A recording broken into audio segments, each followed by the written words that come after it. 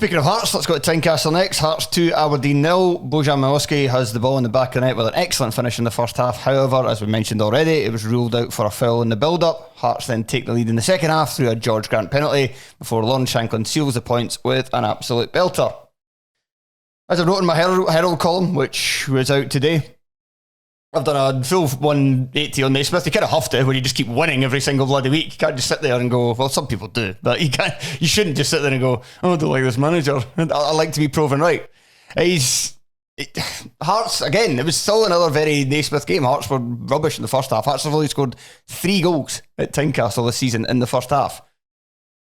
But in most games, they get better in the second period, and after the first goal, when Hearts just dominated. And this Hearts team, they never dominate for 90 minutes, but they do the basics very well. They defend very well. They battle very well. They're disciplined in their shape. They're disciplined in the fact that they don't pick up a lot of needless cards, and they just kind of find ways to win every single week, it feels like, for the time being. I think, I wrote this in a column and I've already blanked on it. I think it's in the last 13 Scottish Premiership games, Hearts have won 10 of them, drawn 2 and lost 1. Oh no, sorry, lost 2 and drawn 1. Lost the home to Rangers, away to Aberdeen, drawn with Ross County, 1-0 of 10. That's just an incredible run. It is, annoyingly. What I find with Naismith is that it works for him and it works against him, is that I don't think he gets too high or too low. So I think when Hearts are going through a bad spell, it looks like he is slightly diffident, or like, he is like, there's nothing about him that in the way he talked as a player and stuff. He has incredible self-belief, like he has confidence in himself and self-belief. And I think that he's carrying that on into management. The problem is that when you need to do that as a member of a squad versus when you are the manager of a football club, sometimes you need to say stuff that you don't necessarily mean, as a manager. And he doesn't really get into that. He doesn't really seem to do the game playing. So he's, even at the moment, when you're on this tremendous run, he's still talking about, they need to get better and stuff. And I think he genuinely believes that, because I think they still can get better. Yeah. And some of the stuff you've had to watch has been bad, but at the same time, the results kind of speak for themselves. But the converse of that is when you're on a bad turn, it looks like he doesn't necessarily care a lot, or he's again, Scottish football love fans are increasingly loving to throw the baby out the bathwater every single occasion. Like, there's no sense of proportion with what's going on, which is why we like the game as well. Like, there's an element of that, but I think that's what is increasingly becoming clear, is that he's not going to get carried away, but at the same time he's not going to have a massive panic about when things aren't going so well. And then I think that's kind of seems to me to be transferring on to Hearts on the pitch. When they went 1-0 up, Aberdeen did very little after that. Like, there's a kind of feeling that there's Aberdeen's very brittle confidence. Yeah, but I think there's in this run, and again, because you win, it's kind of this post facto rationalisation of everything that happens. So, but I don't really get the sense that once Hearts go 1-0 up, a lot of the time, unless you're playing Spartans, that you feel like your other teams are going to get back into it. Well, the Spartans thing, which I do, again, bring it back to the column, just everybody just please read it and please subscribe, so journalists can actually get paid instead of just reading everything for free. There was somebody on Twitter that said, I used to read your stuff back in the day, really enjoyed it, it's the same, it's not as accessible now. Stop just reading it for free then. There's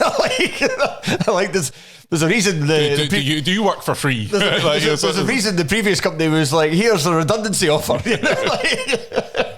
Talking about the Hearts and the Spartans one, that was what I was saying. The Naismith all season has brought everybody back for corners. Yeah. And for the Spartans game, they changed it and he left one player up, because obviously, like, playing a League 2 team, maybe be a bit more attacking, and Hearts conceded their first goal from a corner all campaign. So he's made tweaks to the side that have worked. I would say that for the start I'd have maybe not put a 41-year-old in goals and maybe had a chance of saving it, but that's just me. Hey, very good save in the first half.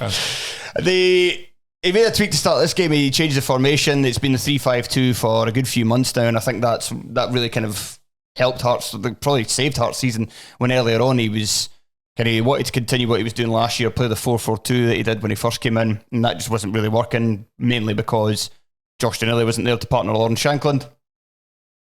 So he changed it to the 3-5-2, made him a lot better defensively, got the results going, and then you see against Dundee that there are games where you need to maybe go a bit more attacking, get more attacking players onto the pitch.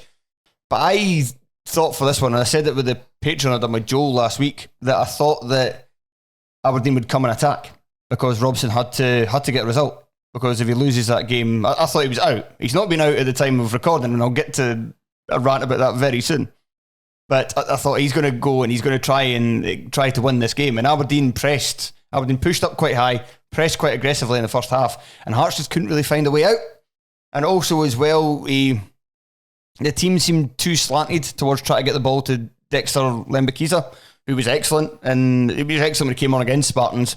And then he was obviously much more impressive in the game against Dundee, considering the quality of opposition. But it just felt like it was just like, okay, let's give the ball to him. Whereas in the second half, he said they made a tweak. I couldn't see any tweak to the system in terms of shape.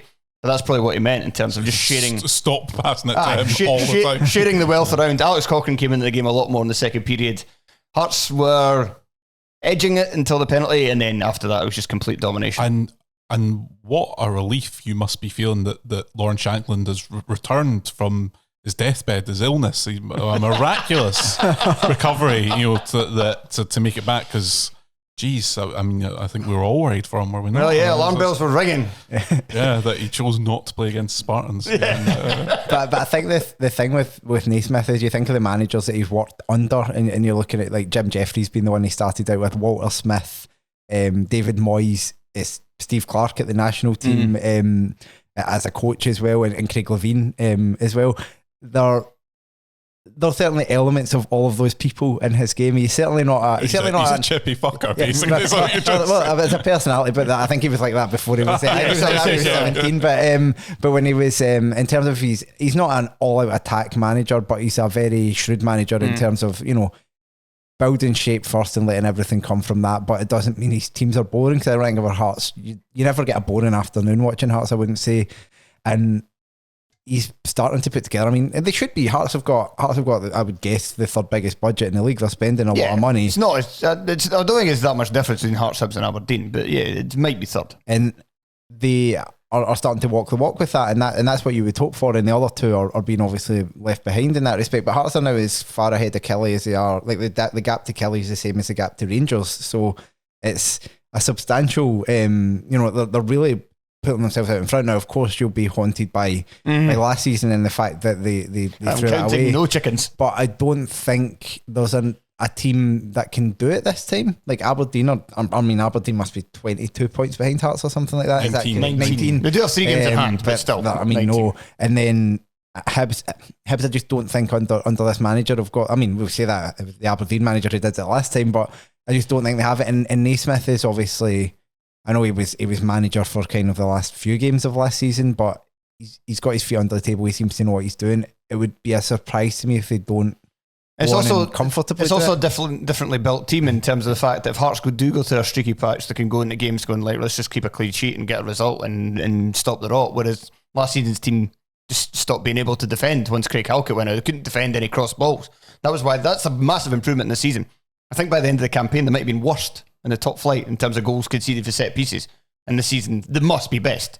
Like totally, they've not conceded at all in the league yet for a corner. At least I don't know about free kicks, but certainly not for a corner. Are we now wanting to tee you up for we're not going to make excuses from Barry Robson and then a litany of excuses? I thought that was he does it all the time. I know, I mean, he's a slave at the best of times, but I thought that was just I don't understand at all what the Aberdeen board are doing. Right, so they have my sympathy with them last to a point, and it lasts to these 2 points. One, hiring them in the first place, because I said at the end of last season, I said it on the V for the Terrace live show, I was like, Aberdeen and Barry Robson's going to be a bad appointment. I think I said he would be out by the end of the year, which ended up being proven wrong, but he should have been out by the end of the year. And I knew he'd be bad because a club of Aberdeen's size, especially these days when they're spending so much money, and it's not like it was 10, 15 years ago when a lot of basically top flight teams, Hearts, Hibs, Aberdeen would be shopping in a slightly elevated market, but not that much difference. Now it's a case of them spending like 500,000, 400,000.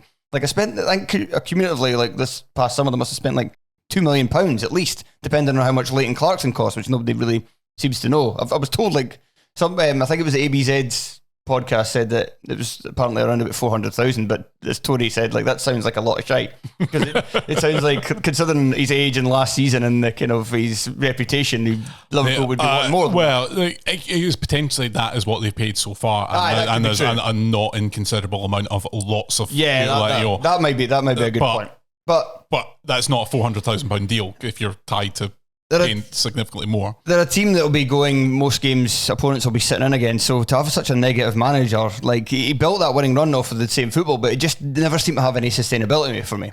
However, you come into this season, it's a type of formation that, although they got the same amount of points as Hearts last season, they did perform a lot better game by game.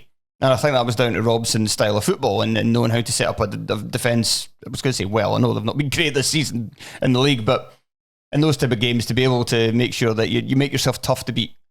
And then the same with keeping them on past the cup final, because to win a cup final, it's probably best if you've got a manager who's defensively minded, if you're playing Rangers.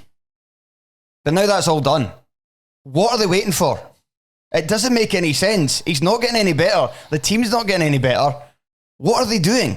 I don't get it. To me, it's like, I wonder if they're clinging on to his performances in Europe, like, because they were. It wasn't just like obviously they beat Eintracht, and you can call that a dead rubber. But in every single one of those European performances, beyond the two where they absolutely blew it against Hacken, especially at Pataudry, but the ones in the group stage, they were very good, and they could easily have got through that group. They were not that far off getting through that group.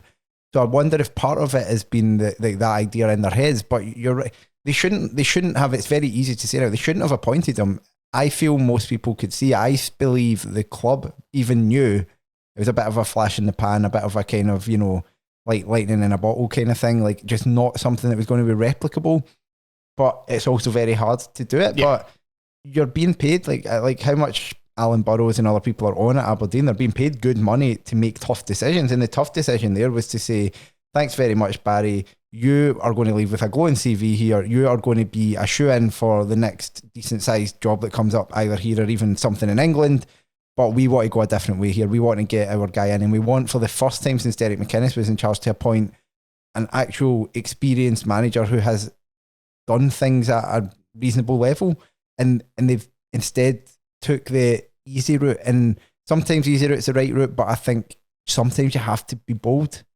I think their thinking must have been around, if we don't give him the job and he goes on and has success elsewhere, or we bungle the appointment, which they given the litany of successful